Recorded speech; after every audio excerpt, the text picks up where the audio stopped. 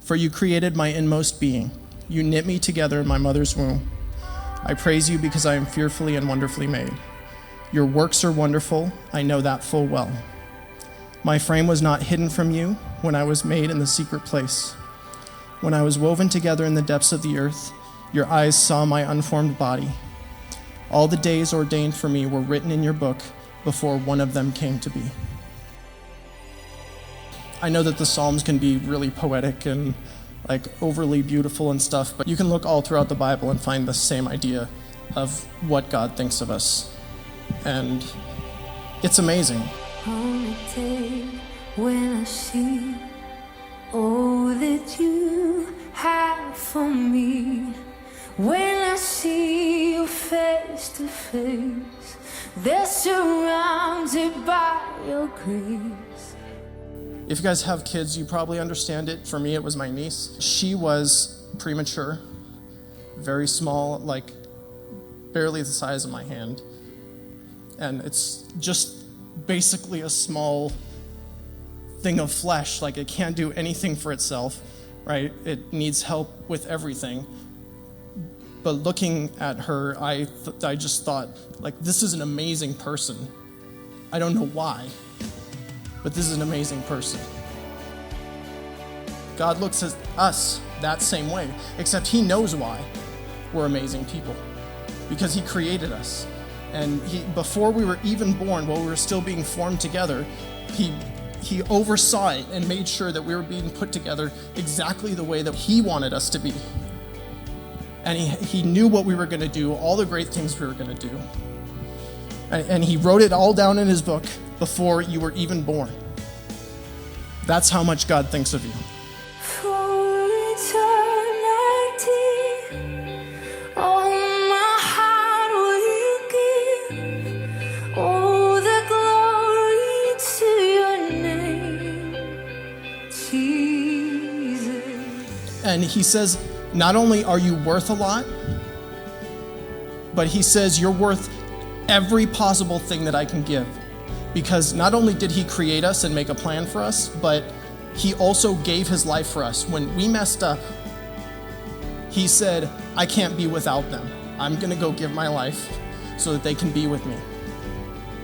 He gave everything he could possibly give. That's how important we are to God. So no matter what value you put on yourself, God made you, and he says, no, this person is not a terrible person. This person is not worthless. This person is amazing. And he knows because he put us together that way. No weeping,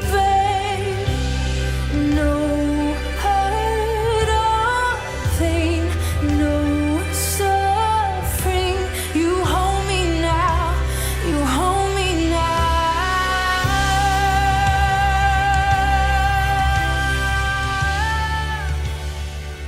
I've not conquered depression.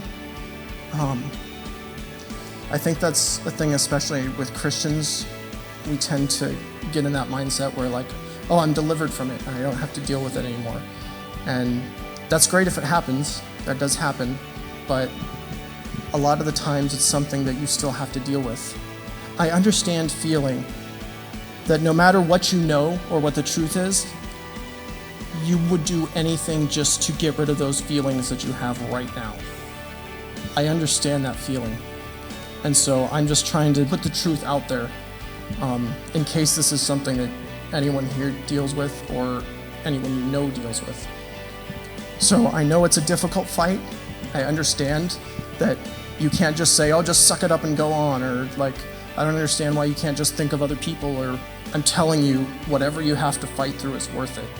You are a strong person. You are an amazingly strong person. You can tell yourself whatever you want, but that's not the truth. The truth is that if you are here right now and you deal with depression and suicidal thoughts, you are strong. Don't let yourself tear yourself down from that. You are a strong person. Because there's such a stigma on it. I'm not ashamed of anyone in my life who has committed suicide.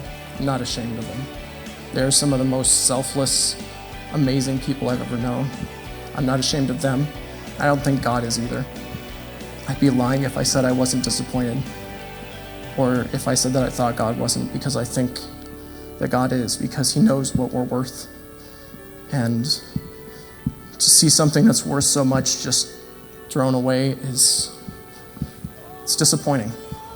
God sees the true value of what you're worth, and not only are you worth something, but you are worth everything that he could possibly do.